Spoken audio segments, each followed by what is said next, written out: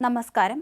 പൂക്കോട് സിദ്ധാർത്ഥന്റെ മരണത്തിൽ സർക്കാരിനും എസ്എഫ്ഐക്കുമെതിരെ ഗുരുതര ആരോപണവുമായി സിദ്ധാർത്ഥന്റെ അച്ഛൻ ജയപ്രകാശ്. സിബിഐ അന്വേഷണം ആരംഭിച്ചതുമില്ല, പോലീസ് അന്വേഷണം തുടങ്ങിയതുമില്ല. ഭാര്യയുടെ ആരോഗ്യം ശരിയായാൽ ഉടൻ ക്ലിബ് ഹൗസിന് മുന്നിൽ സമരം തുടങ്ങുമെന്ന് ജയപ്രകാശ് അറിയിച്ചു. എസ്എഫ്ഐക്കെതിരെ ഗുരുതര ആരോപണവും ഉന്നയിച്ചു.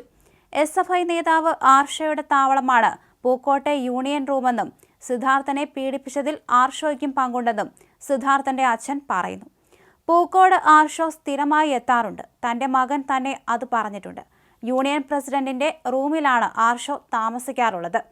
ഈ മുറിയിൽ എത്തിച്ച് 8 മാസമാണ് സ്ഥിരമായി സിദ്ധാർത്ഥനെ പീഡിപ്പിച്ചത്. ഒപ്പിടൽ പോലും നടത്തി. എസ്എഫ്ഐയുടെ യൂണിറ്റ് കമ്മിറ്റിയുടെ ശിക്ഷ സിദ്ധാർത്ഥൻ നേരിടുമ്പോൾ ആർഷോയും ആ മുറിയിലുണ്ടായിരുന്നു. ഞാൻ പറയുന്നത് ശരിയല്ലെങ്കിൽ ആർഷോയുടെ മൊബൈൽ ടവർ പരിശോധിച്ച് പോലീസ് ഉറപ്പാക്കണം. ആർഷോ 8 മാസത്തിനിടെ എത്ര തവണ പൂക്കോട് ഉണ്ടായിരുന്നുവെന്ന് അപ്പോൾ മനസ്സിലാകുമെന്ന് അച്ഛൻ പറഞ്ഞു. സിബിഐക്ക് നൽകിയത് തട്ടിക്കൂട്ട് റിപ്പോർട്ട് വെറുമൊരു സംശയത്തിന്റെ പേരിലുള്ളതാണ് ആരോപണമെന്നും അതിൽ പറയുന്നു. അതുകൊണ്ട് തന്നെ സിബിഐ അന്വേഷണം എന്താകുമെന്ന് അറിയില്ല. സിബിഐ അന്വേഷണം ഏറ്റെടുക്കുന്നതുവരെ അന്വേഷണവുമായി മുമ്പോട്ട് പോകേണ്ട ഉത്തരവാദിത്തം പോലീസിനുണ്ട്.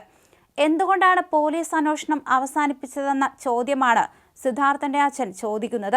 സിദ്ധാർത്ഥനെതിരെ വ്യാജ പരാതി നൽകിയ പെൺകുട്ടിയുടെ അമ്മ കമ്മീഷണർ ഓഫീസിലെ ജീവനക്കാരിയാണ്. വെറ്റിനറി സർവകലാശാലയിലെ വിസിയുടെ പ്രൈവറ്റ് സെക്രട്ടറിയായ ഷീബ സ്വന്തം മകനെ രക്ഷിക്കാൻ നടത്തിയ കള്ളക്കളിയും പുറത്തു വന്നു. എന്നിട്ടും ഷീബയ്ക്കെതിരെ ആരും നടപടിയെടുത്തില്ല. 33 കുട്ടികളുടെ സസ്പെൻഷൻ പിൻവലിക്കാൻ വിസിക്ക് ശുപാർശ നൽകിയത് പുതിയ ഡീനാണ്. ഇയാളെയും സംരക്ഷിക്കുന്നുവെന്ന് സിദ്ധാർത്ഥന്റെ അച്ഛൻ പറഞ്ഞു. മാവോയിസ്റ്റുകളുടെ രീതിയിലാണ് സിദ്ധാർത്ഥനെ മർദ്ദിച്ചത്. സിദ്ധാർത്ഥനെ മർദ്ദിച്ചു കൊന്നതും ആർഷയുടെ നിർദ്ദേശപ്രകാരമാണോ എന്ന് സംശയമുണ്ട്. വ്യാജ പരാതി നൽകിയ പെൺകുട്ടിക്കെതിരെയും മർദ്ദനം കണ്ടു രസിച്ച 2 പെൺകുട്ടികൾക്കെതിരെയും അന്വേഷണം വേണം. എല്ലാ ഒത്താശയും ചെയ്ത ആർഷോയെയും പ്രതിയാക്കണം. ഇതിനുവേണ്ടി സമരം ചെയ്യുമെന്നും സിദ്ധാർത്ഥന്റെ അച്ഛൻ പറഞ്ഞു. സർക്കാർ എല്ലാ അർത്ഥത്തിലും ചതിച്ചെന്നും ജയപ്രകാശ് കൂട്ടിച്ചേർത്തു. അതേസമയം തന്നെ പൂക്കോട് വെറ്റിനറി സർവകലാശാലയിലെ സിദ്ധാർത്ഥിന്റെ ദുരൂഹ മരണവുമായി ബന്ധപ്പെട്ട കേസിൽ ഇതുവരെ സംസ്ഥാന സർക്കാരിൽ നിന്ന് സിബിഐക്ക് ഒരു ഫയൽ പോയിട്ടില്ലെന്ന് കേന്ദ്രമന്ത്രി രാജീവ് ചന്ദ്രശേഖർ. കേസ് ഫയൽ സിബിഐക്ക് കൈമാറുമെന്ന് പ്രഖ്യാപിച്ച് 24 മണിക്കൂറിനകം റഫർ ചെയ്യേണ്ടതായിരുന്നു.